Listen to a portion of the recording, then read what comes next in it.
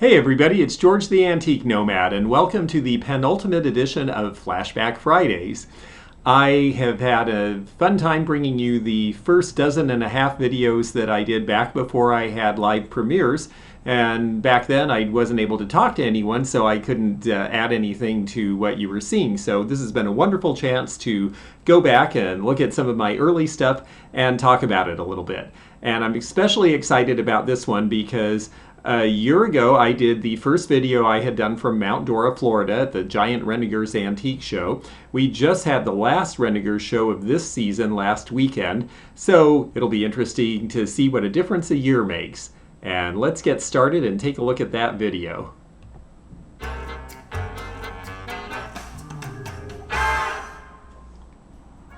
Hi, I'm George the Antique Nomad.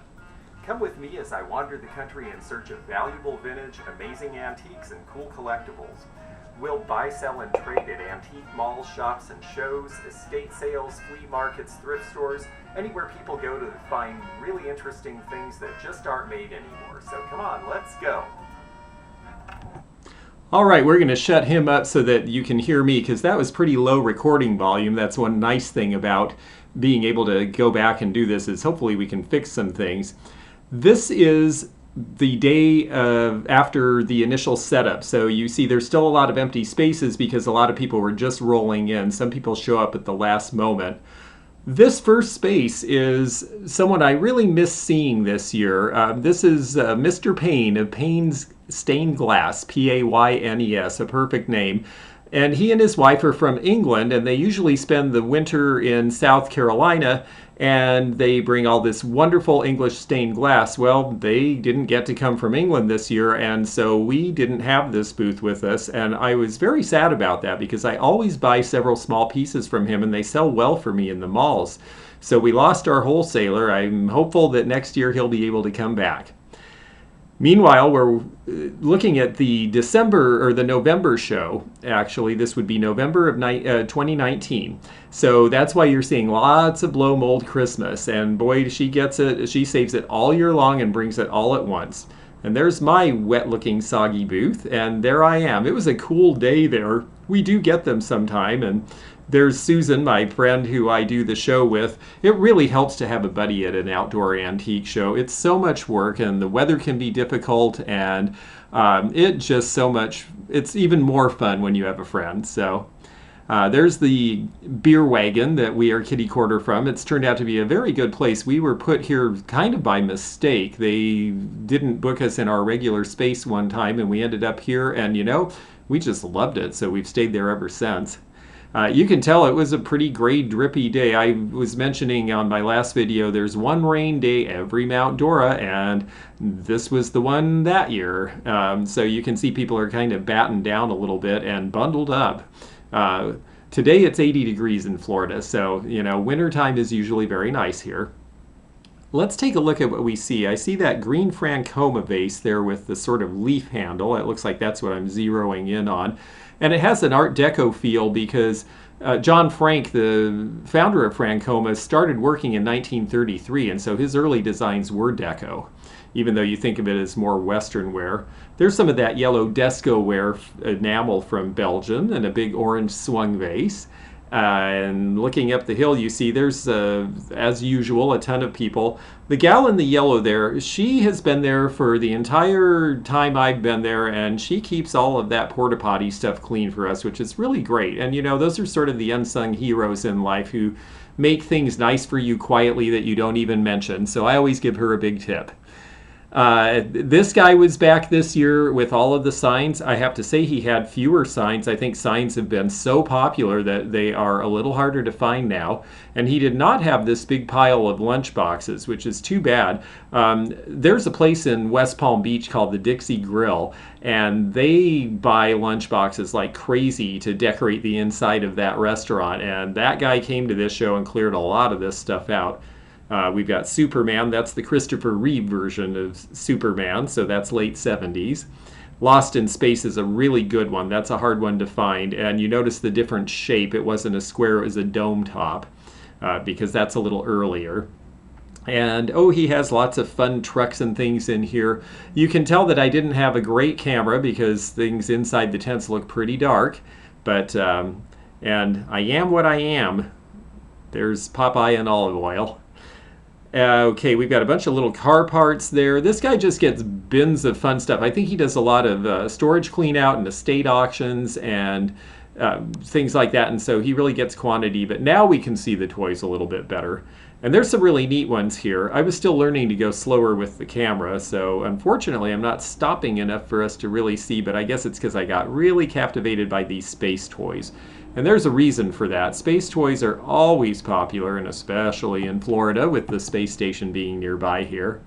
There's some Army toys, Structo, some John Deere, a robot. Robots are hot as can be. They still are. That generation is now in their 30s and 40s, who were the first generation exposed to a lot of robot toys, and they are collecting. This is a neat thing, the U.S. Naval Hospital, although I have to admit I have horrible memories of having been in the U.S. Naval Hospital when I had appendicitis as a kid, so that would not be a nostalgia buy for me. This, on the other hand, I think is really great. I love the rocket bank. You put the coin in and you pull back that little lever and it shoots it into that slot there. And when it does that, well, then you have a heck of a time getting it out. So it made you save money as a kid.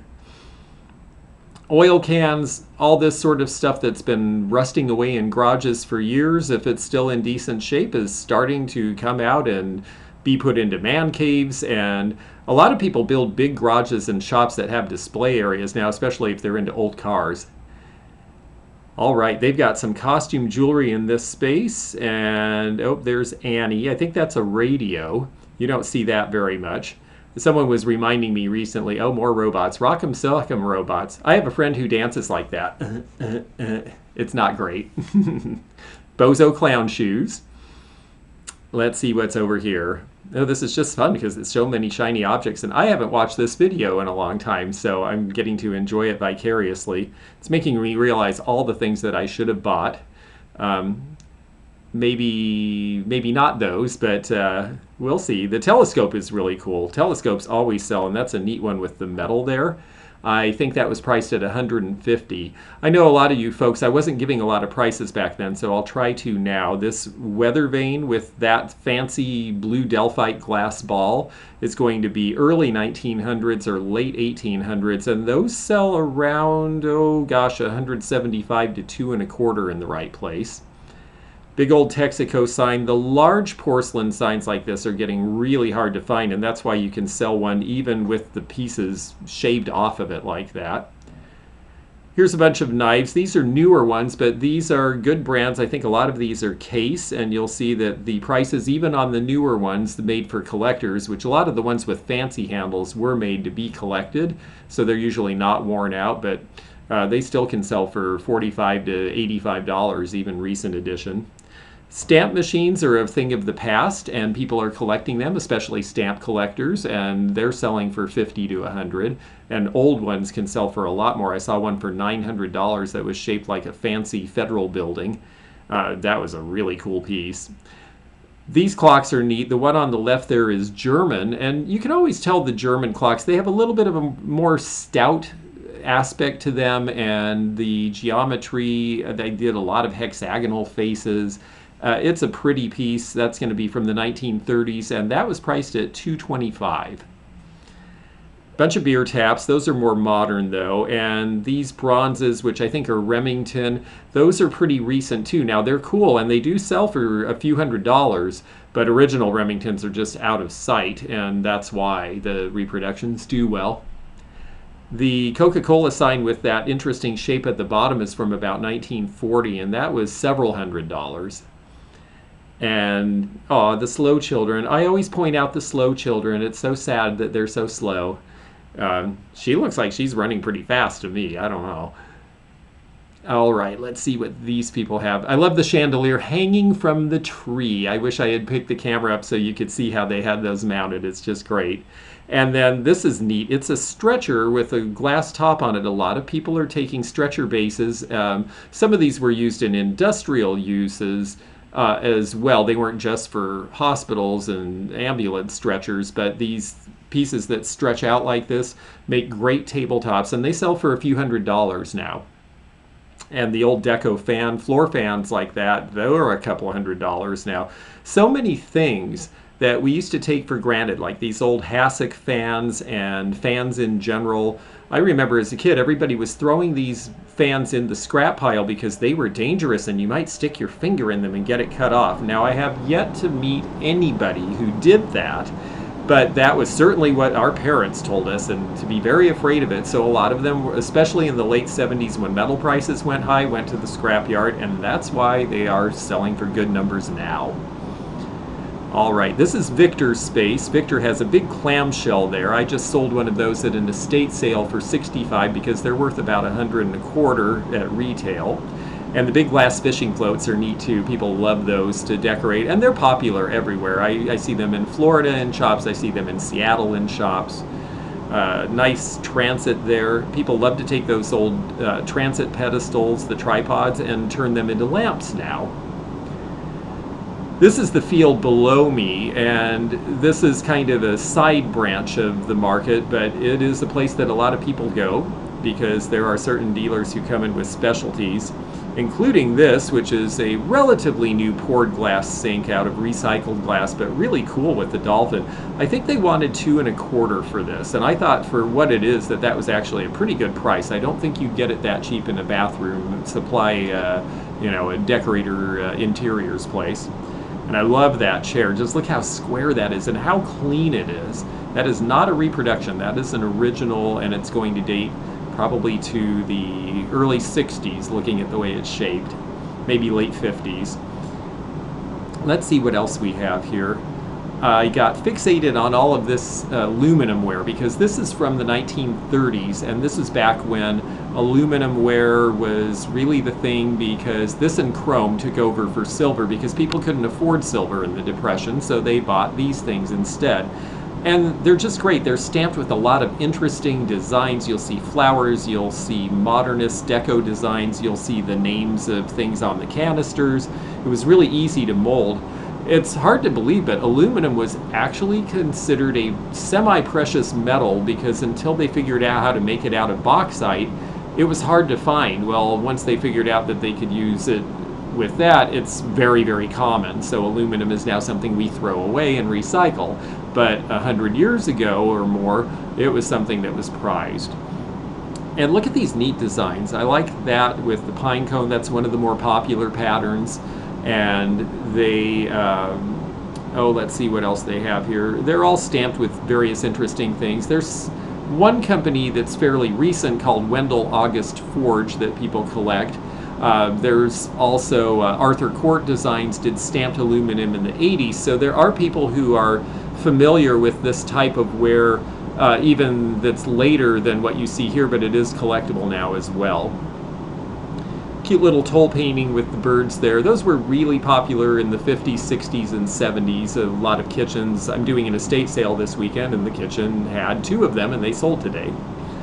And there's a popsicle stick lamp. Let's see if I can read that price. I think I can't, but I know that they're popular. There's a bar in St. Petersburg, Florida that has a whole bunch up above the bar, and they're really fun when you have a bunch of them together. They look very good in that tiki bar atmosphere. The blue pottery there with the handle is Weller pottery. That's from the 30s, and I like that shape of that basket. And here's a big old spotlight. Those are valuable. Probably $325 would be retail on that. Ah yes, the sun is just parting through the very gray clouds, so hopefully this will brighten up a little bit for us here. But let's see what we're going to find as we explore. I'm always curious to see what I saw before that caught my eye now. There's one of those fireplace fan screens. Oh yes, Italian glass. Love the Murano glass, of course. Bright orange on a dismal day is good. Okay, so I came back to MySpace to show some things. Now, this mirror is cute, but it's not actually terribly old. On the other hand, there's a lovely Fenton blue lamp, which I ended up sending to Angela, who's a viewer and customer. Hi, Angela, if you're out there watching. That ended up at her house and she just loved it. If I can find anything else that color, I'll get in touch with her. Lucite purse, that was beautiful. That poor that poor dancer, ballroom dancer, lost her finger, so she ended up in an estate sale. Unfortunately, you know, things get shop worn at outdoor shows. It's hard. It's hard on merchandise. The Schaefer's pen set there is a pretty one. Sometimes those are gold caps. I believe that one was not. Oh yes, the big tusk. Now, it is legal to sell marine ivory, but a lot of people get thrown by that because they think it's elephant, which is a no-no in most states now. It's nice looking back on the case and seeing that a lot of this stuff no longer is mine, so I guess I am finding customers for things. There are some things here that are still familiar though, but these pieces here, the little ones in the case, a lot of these have sold, but I wanted to zoom in on this because those are, well, art studies. They're nudes from the 50s, and so that's why they're safely in the box where you can't demonetize by seeing them. There's the neat harmonica, a bunch of cigarette lighters. I sold all but one of the ones that were advertising for various cigarette brands. Those are really popular. And yes, the 1964 baby buggy for the girl, I think that's very cute. This is going to a viewer of mine in Canada, and Tim, if you're out there, I have it aside in a box. You had asked for one other piece that I'm having shipped to me, and when I get it, I promise you, you will finally get your perfume lamp. They were called perfume lamp covers because the lamp wire and socket would go out that hole there, and then you could put perfume on the bulb and it would actually scent the room and give you kind of a nightlight. So they're really cute. And there is my 3D Crucifixion and Ascension piece, and I am so surprised I still own that because they usually sell right away, but that's out in Seattle now. A lot of Native American, and boy, this has really sold well. I still have a very large collection that I'm selling, and I will be bringing more pieces to shows, but most of what you see here sold over the summer. A lot of these pieces ended up selling in the Midwest because that's where I was able to do shows after the shutdown ended, and a lot of those pieces appealed to people in that part of the country, which I thought was really neat because they're mostly, with the exception of this one here, which I believe is Ojibwe, most of them are West Coast. So I was surprised that people were interested in West Coast pieces, but they really were. And this one's especially neat because it's like a papoose for a baby, but also you could stick the end in the sand when you were in Northern California where these were made and shade the child with it. So that's the reason for the pointy end, and that's why I'm showing it upside down rather than right side up. And you see the blue ticking in there, that tells us it's 1930s. Oh, what else did I bring? I did bring some fun stuff. The Boy Scout signatures on the left are for somebody who did well in Boy Scouts. And here's a Mahjong set. I have actually sold several of these this season, and I have one left. Not this one though, this one went with somebody. You can see this one's made out of bone because you can see the little flecks of black in there, and that tells us that it's not ivory, which again, these days, not ivory is a good thing. And here's the rule book for it. I love that, Mahjong. Pai Gao, I think is maybe I'm saying that wrong, but there's various words, various Chinese names for similar games that were very popular in the 1920s. You see them sitting around and all the tiles are set a certain way. This became such a big deal in the 1920s because you could sit and drink tea for hours and hang out with your friends and play games during a time when you couldn't go to a bar and drink. So it became rather a craze across the United States until Monopoly came out, and then Monopoly took over.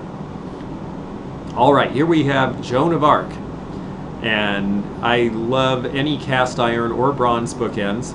I thought she was especially cute, and she went home with somebody as well, as did the cute little dog Razorbank. Razorbanks can be told because when you pick up the bottom, I don't know if I'll show, no, I'm not even showing the Razorbank. Oh, yes I am, let's see. Ah, see, no trap on the bottom. So no way to get coins out. So if you use it as a coin bank, you'd have to shake them out or break it. But they were really for your old straight safety razors. I bought a bunch of these little beer bottles. I've sold a bunch of them. I still have a few left, so if you're looking for a brewery from your hometown, I might still have it. This is cute. It's German. It's a calligraphy set in Bakelite, and this sold right away. I probably charged too little for it. I think I got $30, but I thought it was very sweet and just a neat idea. Lots of Disney because this show is near Orlando, Florida, and that's part of why it brings out so many customers every time. Thousands of people come through here, and this show has been going on since the early 1970s. We have a lot of shows now that are reaching their 50th anniversary or 60th anniversary, and that's really neat to see. And of course, I had a lot of Blenko. I brought the dark colors to this show. The purple has been really popular. All of my purple is gone. Every single piece has sold over the winter. The teal I always personally like. That bamboo vase that my head's in front of, let me move that, is an off color of green that's hard to find. And it looks really good with this Metlocks Atomic Era looking plate. Metlocks did Contempora, they did Mobile. They're all the same squiggles, but they have different colors in them, and different people collect different shades depending on what they like. There's another version. You see the color scheme is different. Metlocks was one of the big California pottery makers. A lot of people on the East Coast are not as familiar with them, but on the West Coast, people definitely know Metlocks. I still have this device. It's an ophthalmological device from the 1930s, and it's going to take a very specific customer to buy because it's going to be someone who wants it for a display, who does that sort of work. And I haven't met them yet, but I'm sure I will. Okay, let's take a look here. Oh yes, this was a collection of dolls that I had. Every one of these did sell, a lot of them at this show. The blonde gal there was supposed to represent, I believe, Pollyanna from the Disney movie. She was made by Gund in Germany around 1960, and I think she went for $75. And the green dress there, that was Miss Revlon. And this one that's been a little abused in the body has a wonderful china head that is French. I believe that was Armand Marseille. And I think that one went for around $175 because the head was in really good shape even though the body needed help. Oh, what else do we have? Oh yes, this is the bomb, the dummy bomb that almost got me kicked out of the Evansville airport. They made me call my ride back and send it home. But it did eventually get to the show, and of course it sold immediately. Like right after I did this video, someone walked up and bought it for $45. The alligator head, always love those. Oh yes, I'm so happy to see these. Unfortunately, she only got the one, but Yvonne Thrifty Rich, my friend, bought one of those from me and is still looking for the, I believe she got the gold one, and we're still looking for a silver one for her. So if anyone out there finds a silver weeping gold, please let Yvonne Thrifty Rich or let me know, and maybe I'll send it to her as a gift. The microphone is a little different than we usually see. You do find a lot of these mics in homes though, because a lot of the ham radio and CB operators have them. Now this furniture here is cool. This is Lloyd's Loom, and I believe it was made, if I'm not mistaken, well, I was going to say the Carolinas, but I think I'm confusing that. I have a friend from the Carolinas who carries it, and maybe that's why I'm getting confused. But you did see them. They were used on ships, they were used on Zeppelins, they were very popular wicker pieces in the 1920s and 30s. And you see the coloration. It looks dark like it's staining, but that was intentional. They actually did dark and light alternating stains.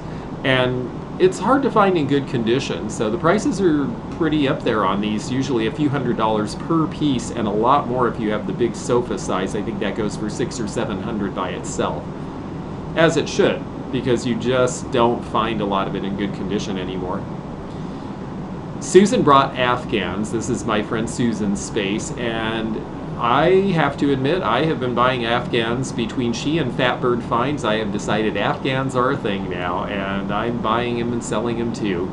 I think they are doing better in the Midwest, which is interesting to me because with the bright colors and how fun they are, I would have thought that they'd be hot with the modernists everywhere. But speaking of hot, I guess Florida might not be the place for them. So I think they're going to go back to the Midwest with me, the ones I haven't sold.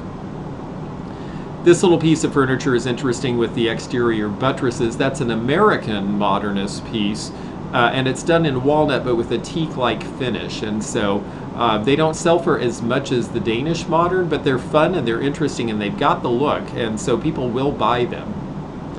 And then, of course, we're right before Christmas, so she was doing all the vintage ornaments that she could. And a ton of them sold. Boy, people really, she does a Christmas theme booth every November, and she cleans up with it. And there she is. That's my friend Susan.